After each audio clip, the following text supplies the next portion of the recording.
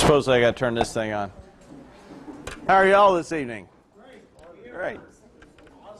Good, good. We had a great vacation. Little story. Picked a nice little hotel. It was like right behind the Alamo. It was in a nice spot. And every morning we go past this little building, and it looked like an old Jewish synagogue. And it had this awning that was pink that was run down with a little black triangle, which is the symbol for homosexuality. And it had some rainbows and flags in the thing, and it was pretty run down. We figured it was empty. And so no problem. All week, nothing. Saturday night I saw some people in there. I figured they were remodeling it. And then Thursday night after the convention, there must have been a huge gay pride parade in that building, because we couldn't sleep till about 2 in the morning until they quit playing whatever they were playing. So that was the only downside of the vacation, that and the rain. So Rain? we thought, yeah, it rained. It rained. We went to SeaWorld on Wednesday, and we did half a day at SeaWorld, and then we had a half a day at the Aquatia Park inside the restaurant as we watched people run in the rain, slip and fall. That was much fun. And then it rained a couple times when we were out on the Riverwalk and a couple other places. Yeah, it rained pretty heavy for a while there. Yeah. So we got rain. They got rain. Did we get any rain while we were gone? Huh? About an inch. All right. Depending on where you were. Some of y'all got nothing, huh? Yeah, I mean, it was an absolute deluge at SeaWorld. So, but yeah. It stays warm in that quarry, doesn't it? We went to the smokehouse, if that makes anybody knows where that is, and we sat down and we started eating, and then all of a sudden I saw a flashlight go, yeah, we're going to be in here for a while. And we were in there for 2.5 hours. So, yeah. And then watching people run, you keep wondering where they keep coming from, because they were coming in little waves, but no pun intended. They were coming to the steakhouse, and then they figured out there were no seats in there because I wasn't moving. I had my round table and 5 chairs. I planted my flag. I got here. They wouldn't let me carry him in there, Brother Walter. Sorry, Brother Si. They wouldn't let me carry in. They told me I couldn't carry my gun in there, so I said no. That's how it was. It was. So, but me and the other 10 people there were okay. 2 Samuel chapter 8. 2 Samuel chapter 8.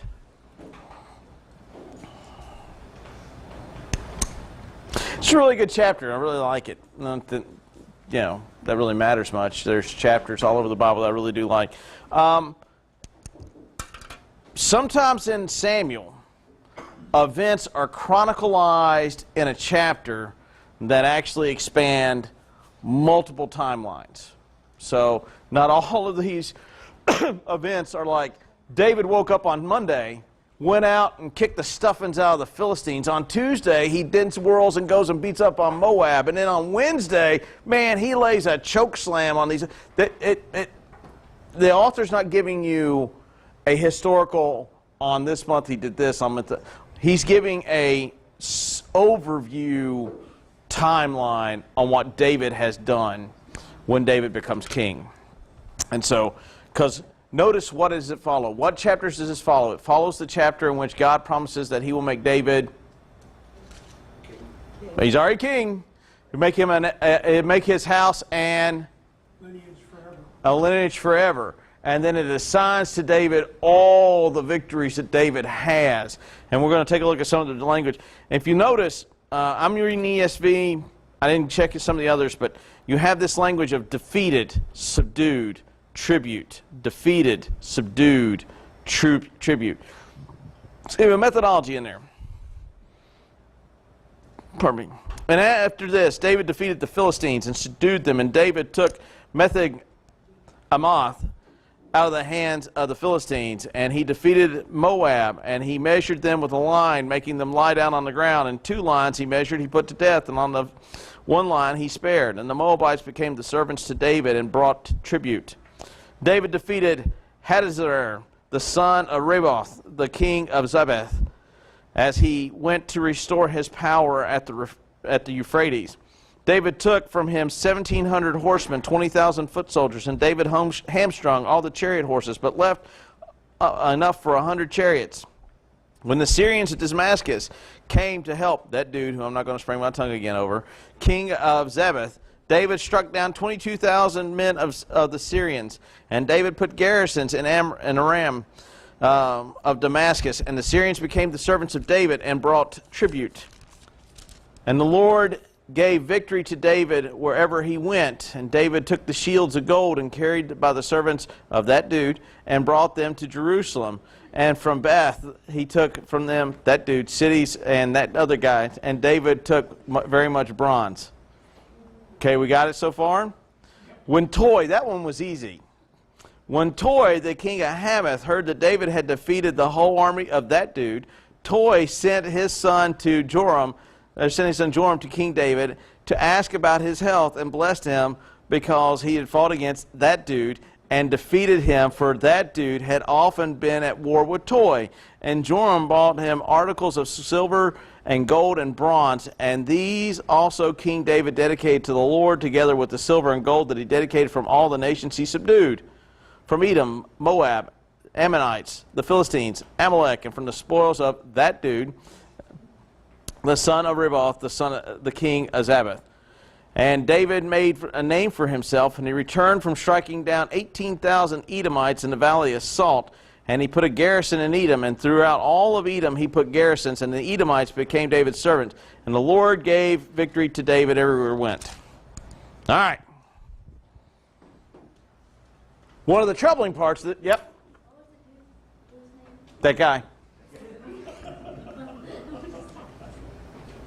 One of the troubling parts of this passage, and this is reflected in a lot of the data that you read, is some of the cities that are mentioned in Samuel, they have not been able to identify archaeologically yet. That's not a big deal per se, because cities have a habit of changing names, and some cities, when they are destroyed, are raised. Nineveh is a classic example. When Alexander destroys Nineveh, he levels it to the point that 300 years later, no one knows that that's the city of Nineveh. And within 300 years, the whole name is forgotten. You can barely tell that there was a city there. So it's not that big of a deal archaeologically. But liberals like to make hay there. Well, you can't find that city. Well, yippee-ki-yay, you probably can't find your keys. That doesn't mean they don't exist. Some of the other things too is you have mentions of David going as far as Euphrates, and this is one of few passages that reference this. And this kingdom may have stretched that far that David attacks of this dude whose name is going to spring Hadazer, or however you want to look at it. That's how you want to pronounce it. And so you have some of these textual problems. The problem is, when you go looking for issues within the text, you can find them. And you can make hay with them. But let's take a look at the formula. Notice, David defeated the Philistines and subdued them. And he took this city out of their hand, and that pretty much chronicles what David does. You're going to see this model going back and forth. And who does David ascribe to the victories of these folks? All to God. He then defeats Moab, and now this is kind of interesting. He measures them with a line, making them lie down on the ground, and what does he do? Huh? Well, it doesn't say how often he repeats this. So at least he kills 2/3, possibly more. So he does 2 lines, spares a third, 2 lines, spares a third, 2 lines, spares a third. Regardless of how he does it, at least 2/3 are dead, correct? We would call that in American military tactics today we call that a war crime. He would be sanctioned by The Hague, and the whole world would go, I can't believe this person would slaughter prisoners. In David's world, And this is what you do. What does he do to both these nations? The Philistines are subdued. And the language that's utilized with the Philistines is they are no longer really powerful. Now, up until this point, who has been Israel's greatest enemy all through 1st and 2nd Samuel? The Philistines. They were Saul's constant thorn in the flesh. This is where David gets his catchy little tune. Saul has killed his thousands, and David has killed his tens of thousands. Probably played to, I bet you could play that to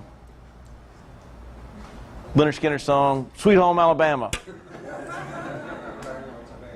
David's killed, or Saul has killed his thousands. Yeah, no, it doesn't work. Yeah. I'm on it. Yeah, you're on it. But we'll sing that next Sunday. Yeah.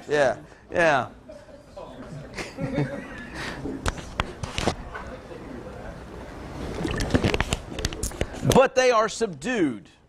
They are no longer a threat. He then focuses his attention on Moab. Moab has been a constant thorn in the Israelites' side. Moab also, are they related to Israel or not related to Israel? They are related through Lot, one of his daughters. They are descendants through Lot. Huh? Moab. Moab, they've been a constant enemy of the children of Israel. He subdues them, and then he confesses to a war crime.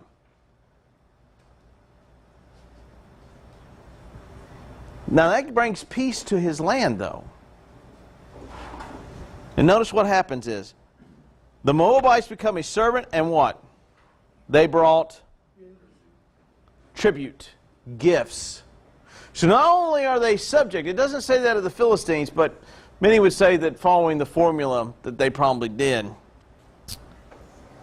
If you look at the formula, every time he defeats somebody, he gains something else. He just doesn't gain a victory. He gains what? Money, power.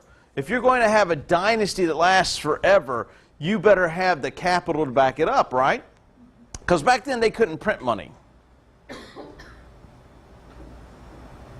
Because their money was consistent of gold, so things that were really tangible instead of pieces of paper that we float around in our wallet and think that we have money.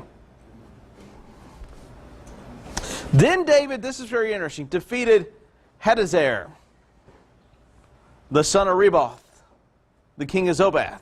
We have no idea where this kingdom is. We kind of understand it's north of Damascus, it's north of Syria, more like over in that part of when you start reaching over the Fertile Crescent going towards the Euphrates River. Now some texts say the Euphrates River, and somebody have a Bible that says the river. You want to have a text that says the river. Yours says the river. New King James? No, ESV. Really? Because mine says the river Euphrates. No, sorry. New American Standard. New American Standard would say the river, okay? And what is perplexing about this, again, this is a text critical problem within the text. And what that means is you have one manuscript that says one thing and another manuscript that says something different. And it's not that big of a deal because to the north of Israel, past going to the east, there are not many great rivers. The closest one would be the river, the Euphrates River, because they kind of all move north. So, you know, you've got an issue there. But notice what he does. Notice he doesn't beat just local regional powers. But you have an interesting statement here: to restore his power at the river Euphrates. Have we read up to this point anywhere where David had already had power in those regions? Well, the text is clear. David went, and as he went to restore his power at the river Euphrates. Well, if you're restoring, you had to store it. You had to be there first. That's like saying, I'm going to go back to the moon. I would have had to have gone before. Or I'm making it up. And you got an interesting issue here. It says to restore. Now, a couple ways to look at this is David had some early incursions up there, and maybe have gotten defeated and came back, and this group got very strong. But here's the thing: if he had gone that far, shouldn't the text have recorded something like that? I mean, it recorded some very small details about David, and it records some great details. Another theory, and I think this is really more along the line, is part of the promise to Abraham is how far is that kingdom of his supposed to stretch? The land grant given to Abraham goes how far?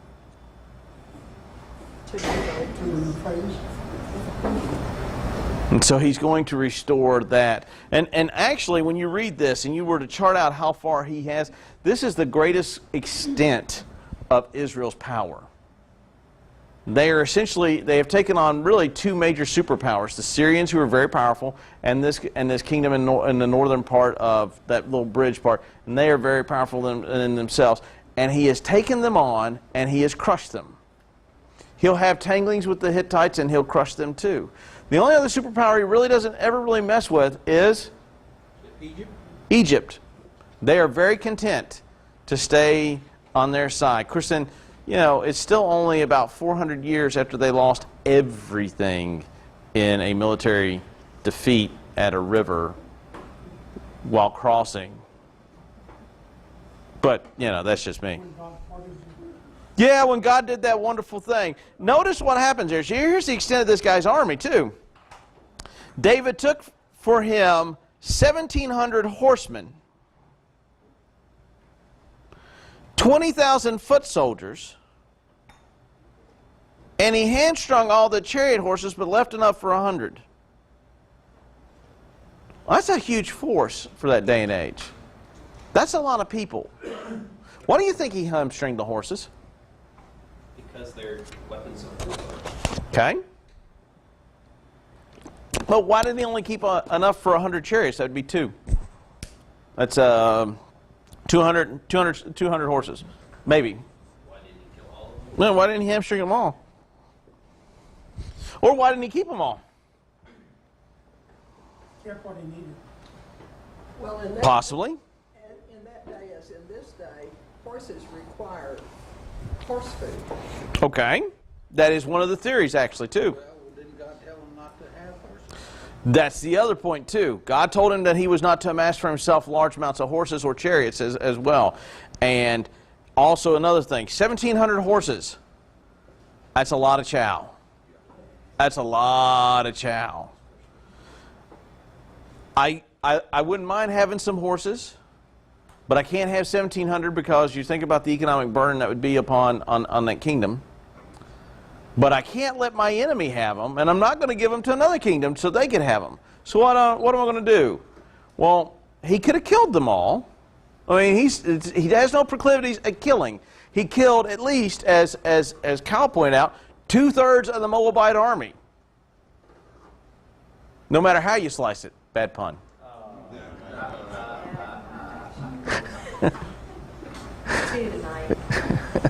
And there'll probably be more. He could, I mean, but why just hamstring them? Could they still be used if they were hamstrung? Not for that task. So if I hamstring them and I give them back to the company, to the nation that I took them from, who now has the obligation to feed all these horses? The other nation does. That's really kind of cruel, isn't it? I give you back 1,600 or 1,500 hamstrung horses. Enjoy. Now he has 100 chariots. Think about this. Why would he only need 100 chariots? Think geography. I mean, where David fought this battle, the terrain was good enough to have a large number of chariots. Not so good at the mountains. In Palestine, really doesn't benefit you to have a lot of chariots. It's like driving tanks through the ocean. Or in Vietnam. They look scary, but eventually those trees are going to get in your way as you're driving. Sure, you might be able to drive a few trees over and it looks cool when they do it, but eventually they're going to bog down. But I'm going to keep some chariots. See how David, even in what he's doing in battle, is still very much how he's working things to his own advantage. And he captured 20,000 foot soldiers, hamstring them all. Let's see here. When the Syrians came to help that dude, David strikes down 22,000 Syrians. David's a killing man, isn't he? This is a bloody aspect of the text. And when you look at this, you don't see God going, oh man, that David, he's a sociopath. But notice what David does. To ensure that the Damascus can, he does what? What does he do to make sure that Damascus never again becomes a threat? He sets up garrisons, not a garrison. Multiple. One in the capital. Make sure the people understand who he is. And then he forces them to pay tribute. Money. Now Israel is going to have a change of pace in a while. Israel is going to go from being the top dog in the region to doing what? The other way around. The other way around. They're going to pay tribute. When the Philistines were the masters of that region, the children of Israel did what? They paid tribute. Matter of fact, the Philistines kept them from making iron weapons, and they had the only blacksmiths where the Israelites had to go down once a year to sharpen their axes and their plowing instruments. How the tide has turned since David has become king. This is really the golden era of Israel. But when you got shields of gold. Yeah, when you got shields of gold, I mean, when you are able to cover your shields in gold, you've got some bling. You know, I mean, and it's not bronze, because it says David took lots of bronze. And bronze is hard to make. They took shields of gold. Think about that. The kingdoms he defeated weren't flyweights. And liberals will go that, well, I mean, who are these Philistines? They're nobodies. Well, they could make iron weapons. And they had shields of gold. And well, they didn't, but either the folks from the Euphrates or Damascus did. They had tons of foot soldiers. But notice what it says here. And they brought tribute. And check this refrain. The Lord gave victory to David occasionally.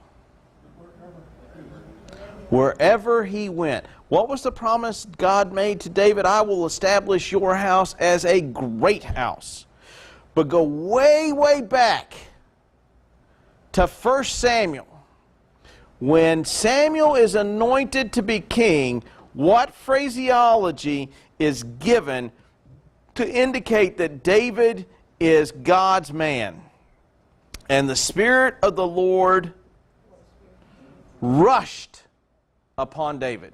If you go and you look throughout the entire book of Judges, you go out and look at any time where God calls people to do great things, it is always followed by the precursor of, and the Spirit of the Lord descended upon this man. David is invincible not because David is invincible. David is invincible because the Spirit of God goes before David. Now, David's men he loses men in battle. I'm sure he's lost some friends in warfare. The Spirit of the Lord coming upon someone mightily does not make them invulnerable to where men die in battle. But they so wallop the other side, it's not even a close contest. David is victorious because the Lord goes before David. And look at the victories that he's made. He is pummeling his two rivals, two not regional rivals, but now superpower rivals, subjugated both of them, and check out what happens. And he carried, and David took the shields of gold that were carried by the servants of that dude from Euphrates area, and brought them to Jerusalem. And from Betha and from Berotha, whatever you want to pronounce it, the cities of that dude, David took what? A lot of bronze. A lot of bronze. After these defeat, you see another individual come along. His name is Toy. He's the king of Hamath. Now, does Toy come to the aid of that dude? Or does he go, I've been fighting that dude for a while. Thank you for taking out this guy that has been such a thorn in my side. And almost wisely goes, I'm thinking I'd like to be your friend. May I pay you tribute? Exactly. I'd like to make you an offer you can't refuse, but please don't kill me. Or attack me.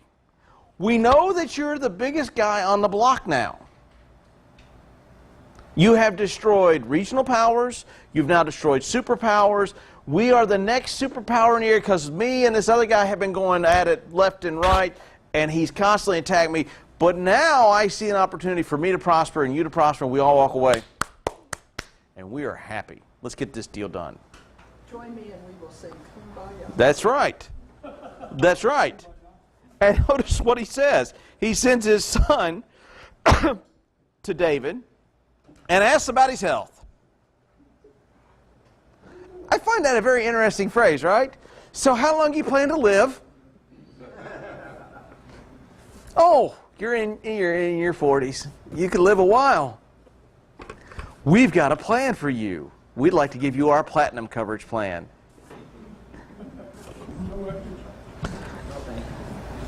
Now notice what he gives. And Joram brought with him articles of silver, gold, and bronze. Just on the reputation of what David has done. Notice what David does. David added them to his bank account. And Not before dedicating them to the Lord. And David dedicated them to the Lord, and with the silver and the gold that he dedicated from all the nations he subdued. So where does all this stuff David gets? Now, a typical king, if he were to get tribute, where does it go? It goes into the king's coffers, because he's the king. And then he pays his people, and then what's left over is his. What does David do with the tribute? He gives it to the Lord. Absolutely. It's the Lord's. Why? Why would David give this to the Lord? Because the Lord gave him victory. What? No. And he worships God. He worships God. He will eventually build a house. Absolutely. Where will the funding come to build this house? From the treasures. You look at this situation, and David sees that the victories come not by the strength of his arm. Now, in a little bit, we'll see where David starts reading his own mail. And that's why I go to Facebook, so when people tell me how great I am, I sit and then I screenshot it, and then I print it off and put it in frames on the wall in the house. Stephanie tells me I'm running out of space. Yeah, no. I actually get hate emails on Facebook. But anyhow, David eventually starts reading his mail and he begins to spiral. David does two things. He has an affair, and then David does something he is told never to do, and he does it anyway. You want to know what that one is? No, not that one. Huh? He numbers his army. And the Lord takes a good number of them because of that. Why would David number his army? Well, don't answer that question. Think about it, and then when we get there, you'll have an answer. Typical king, he wallops all these people because, look, there are kingdoms that can do this. My cookies must be done. Okay.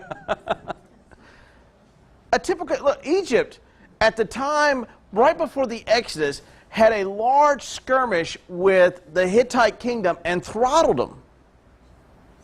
We have historical evidence of this. The Assyrians at one time ruled so much of the ancient and eastern world. They ruled all the way from the Mediterranean into modern-day Turkey, all the way over, some would say, into the Iranian kind of area. The Medes and the Persians were kind of a buffer there. They were a superpower. The Assyrians could throttle anybody they wanted to. They possessed that much manpower. Then along comes an upstart, the Babylonians, that just crush them. 5,000 of them? Right outside the walls of Jerusalem under the reign of Sennacherib. Well, you know they had a pretty good sized army. They had a massive army. The Babylonians come along, and in the Battle of Carchemish in 635 BC, the Babylonians not only crushed the Assyrians, but Pharaoh's army under Necho, and 609, not 635, 609 BC, and obliterate them on the battlefield. So there are kingdoms with the ability to absolutely crush the opposition. But they were dedicated warriors. They were designed for the whole purpose of kingdom building. And when they took cities, did they take the gold and give it to their god, or take the gold and give it to their king? The king. David comes from very humble beginnings, is an upstart king, finally defeats his enemies, and where some people would have said, well, that's enough. I defeated our great rival and I can stop. He then looks to his eastern border, which Moab shares a good section of it, and he defeats a future rival that will definitely be a thorn in his flesh and crushes them and subdues them for tribute. Then he looks to his northern border, and he goes north, because to the south, but in the south it's called the Negev. There's nothing there. But now there's nothing there but the 82nd Airborne Division, and only one brigade at a time. Was it Starlight? Star something? Yeah. And then you get into Egypt, because nobody really wants that area, because there's the world has plenty of sand. It don't need no more. And so they really don't have, they have a nice buffer zone between the Egyptians. So he focuses on his northern brother, and he defeats the enemies to his north. And notice that at every turn he subjugates them, and then he takes that money, unlike other kings, and he gives it to the Lord.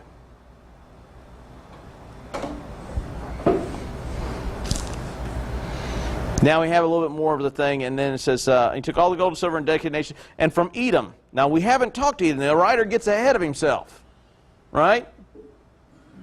Because we find out what he does to Edom. From Edom, Moab, the Ammonites, the Philistines, Amalek, and from the spoil of that dude, verse 13, then David made a name for himself when he returned from striking down 18,000 Edomites in the valley of Salt. I think that would cause a stir. If you were to count up all these people he has killed or captured, that's a lot of people. Notice what it says here. And he put garrisons throughout all of Edom, and throughout all of Edom he placed garrisons, and all the Edomites became David's servants. And the Lord gave victory to David. Where? See the refrain? Kind of opens it up and kind of closes it out. Wherever he goes, the Lord gives David victory. Now, does the Lord give David victory because David says, hey, you know what, Lord? If you're victorious, I'll give you everything I take. That's a quid pro quo view of God. You know, Lord, I want to go out in battle. If you promise to make me successful against the Edomites, I'll give you everything I take. Can you bribe God?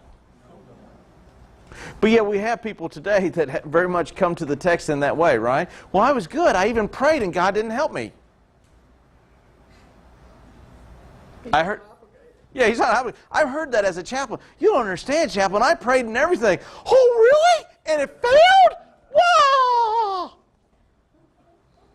Well, doesn't he have to do that? No. I wish it was that easy, because I would have an air-conditioned office better than this in my own vehicle to drive around. Oh, you silly person, you go back to your job before I make you hurt.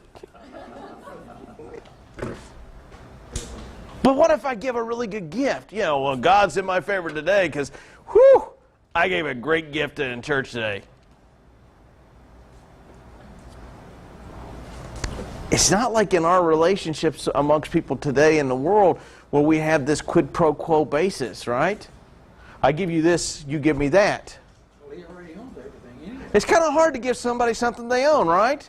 When I worked in the inner city, somebody stole my cell phone. Not this cell phone. And I didn't let the van move. because they had all had to ride home. I was to ride home. It's great when you were the guy that drives the van and they steal your stuff, because that van's not moving until my stuff reappears. It happened twice, and lo and behold, it found it underneath the seat of the van. No.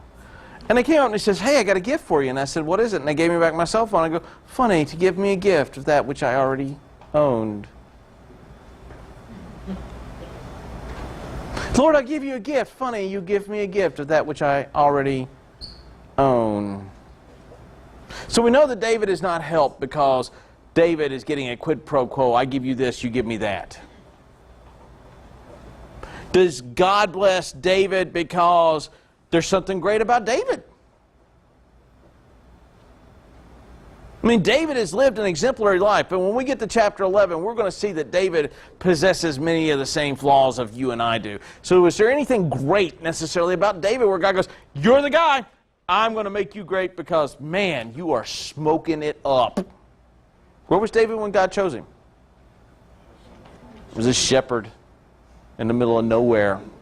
But he was a man after God's own heart. He was. You have to consider that.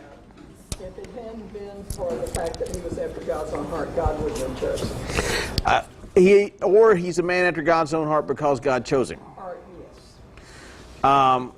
And so, but even that, there are other men that are godly men that do not receive this level of effort. So you can make the argument, well, he was a good godly man, and God has blessed him because of that. Sure.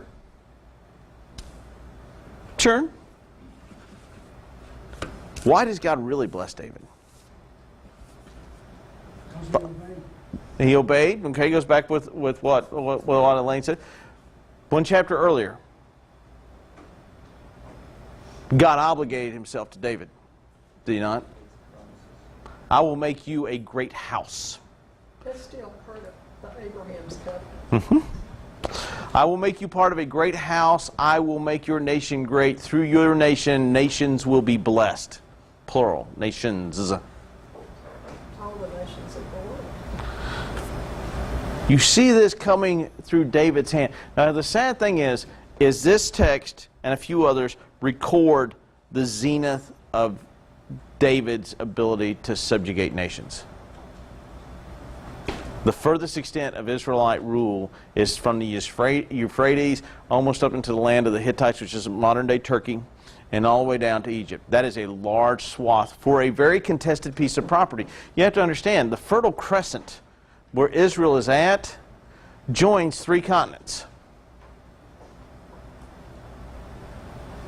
It is a valued trade route, and it is a constantly fought over thing, because if you cut off the trade from all these superpowers, what can you do? And that's still true today. True to this day. If I cut off your trade, if I cut off your cash flow, will you be able to be okay? Will I eventually starve you out? Well, that was where everything went through. That's right. If you're going to trade with Europe, if they don't come across sea, they're going to truck it across land through Turkey and down.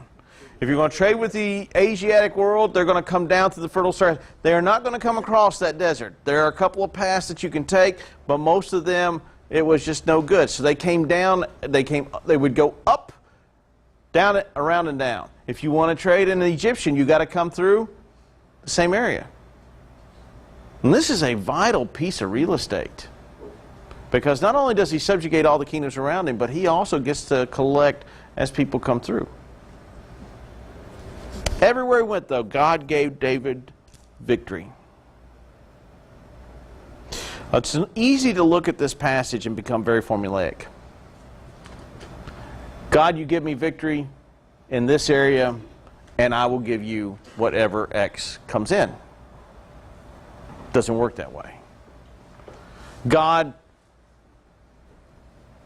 you've made a promise, or I've obligated you to a promise. And you hear this in the health and wealth gospel really a lot, and it really drives me nuts. I have spoken this into existence, therefore you're bound to keep it. I've never read that verse where I can speak things where God is then bound to fulfill them. Let's check in what David does. Last little section, and we'll be done. We'll do all of 8. So David reigned over all of Israel, and David administered justice and equity. That's not equity. Help me out there. My dyslexia's playing.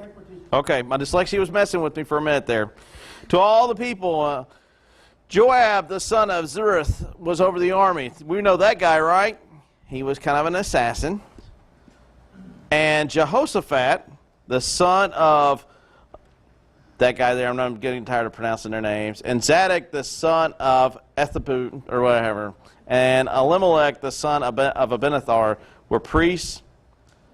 Zerah was secretary. Benjamin was the son of Jehoiada, were over these guys. And David's sons were priests. Were they Levites? No, they're not Levites.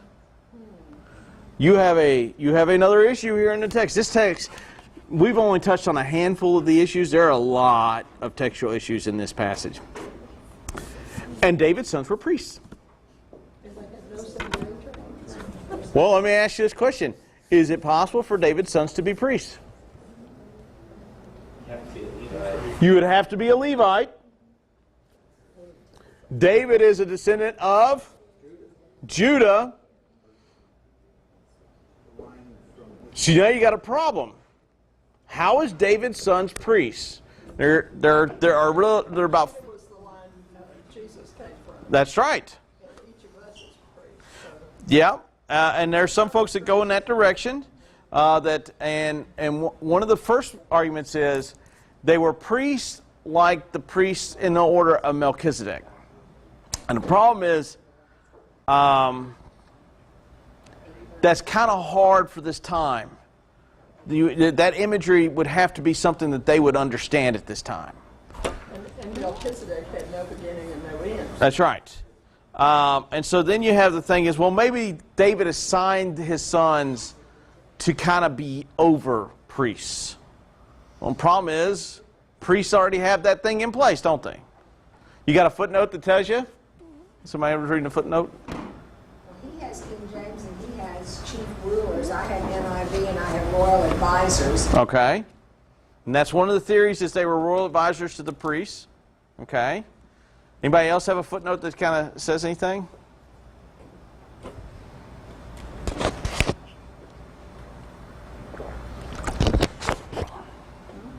One of the last ones is that what happens is David makes them kind of like kingdom priests, as in that they are, as this text, they are advisors. Their role is more of liaison amongst the people and with David and with the priests into David's court. It's very oddly constructed language in the Hebrew. It's a very oddly constructed language in the English. And the issue is there's no really good answer, but the one answer we know is true is that they were not cutting up animals at the temple.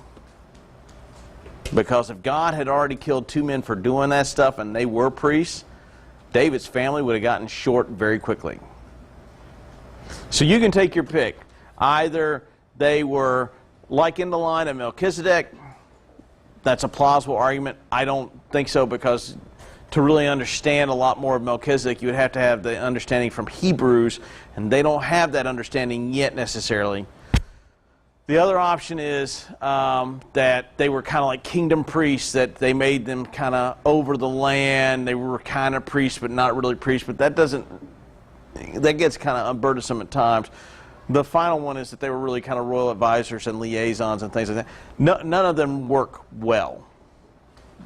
They don't really answer this. And I know some people go, well, when I get to heaven, I'm going to ask God about this. I'll be honest with you. When I get to heaven, I think I'm going to forget all these and just go, yeah. You were talking about that. Mm-hmm. Look on the, mine gives a cross-reference. Mm-hmm. It says 1 Chronicles 7, 18, verse 17. Mm-hmm. Said, in the Berea, or whatever, son of Jehonadab, Mm-hmm. was over the, you pronounce the name? Yeah, that guy. And another guy, and David's sons were chief officials at the king's side. Okay.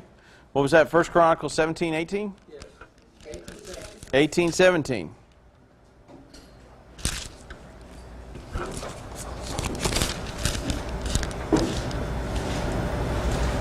Okay. So over in 1 Chronicles, they've gone with more of the official, or more of the officiational response. The problem is now you've got Chronicles saying one thing and 1 Samuel or 2 Samuel saying another.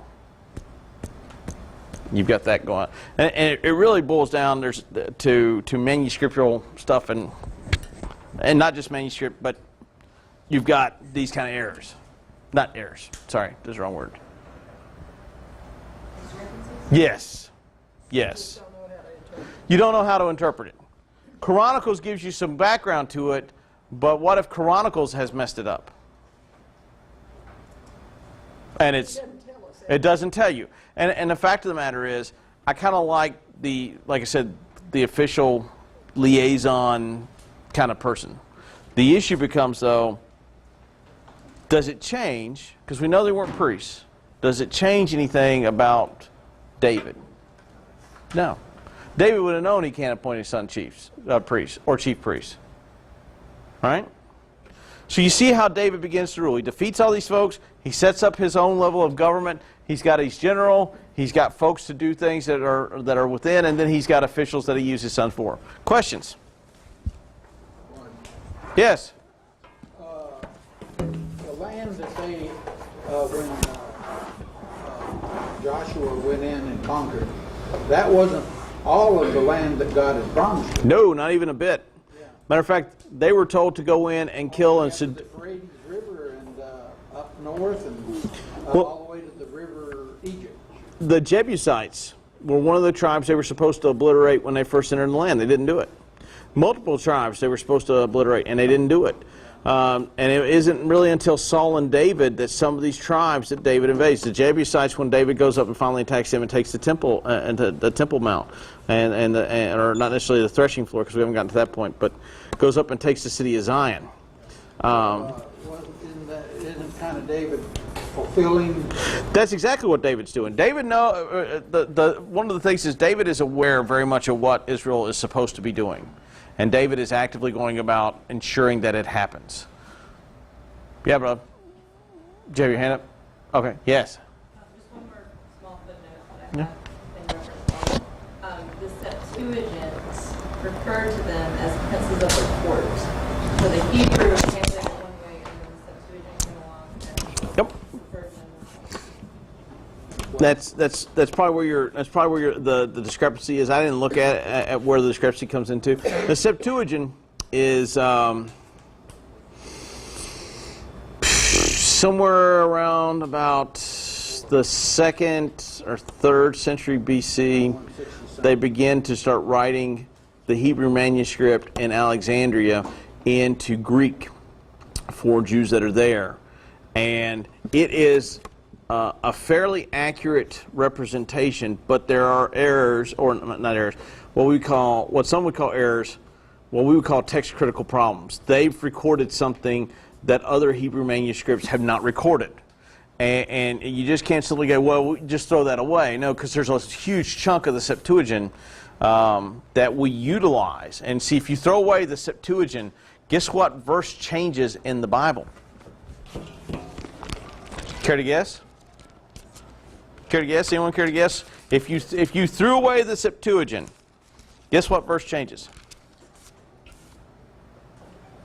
John 3:16. Nope. Matthew 1:23.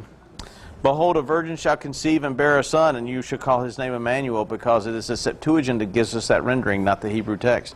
The Hebrew text records it as a young woman. It is the Septuagint that records a virgin. If you throw away the Septuagint, you have to have that passage, which means you cannot toss the Septuagint out, because it provides us that answer. So that's why when you go, well, why don't you just throw those corrupt texts out? Well, because they're not corrupt texts. There are corruptions in every text.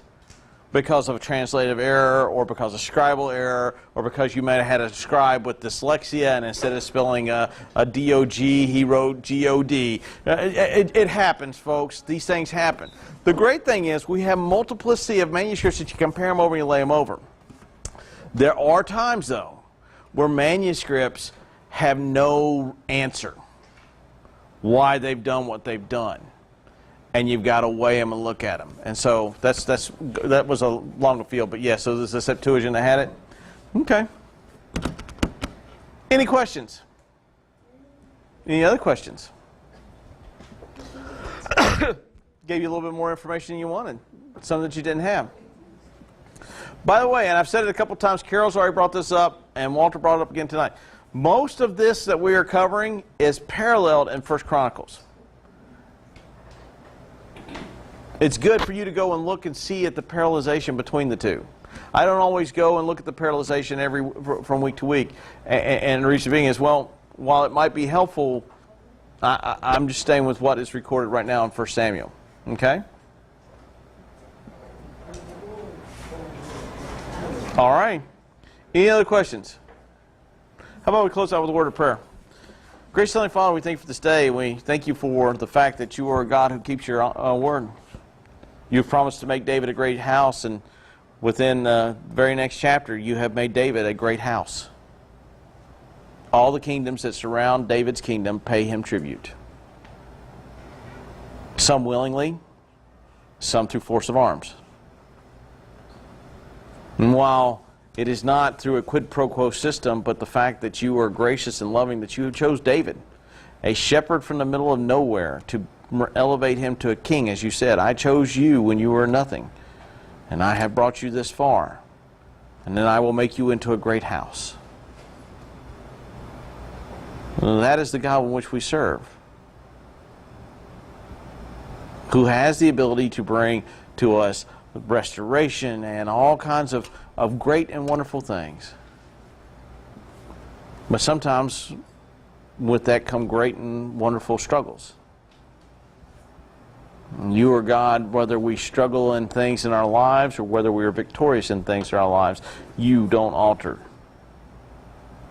And as we go through the struggle, I ask that you be with us, as that we anchor our thoughts on the fact that you are a God who does not change. And in the times when we are victorious and things go our way, that we remember that you are God who does not change. And in both, that we bring honor and glory to your name,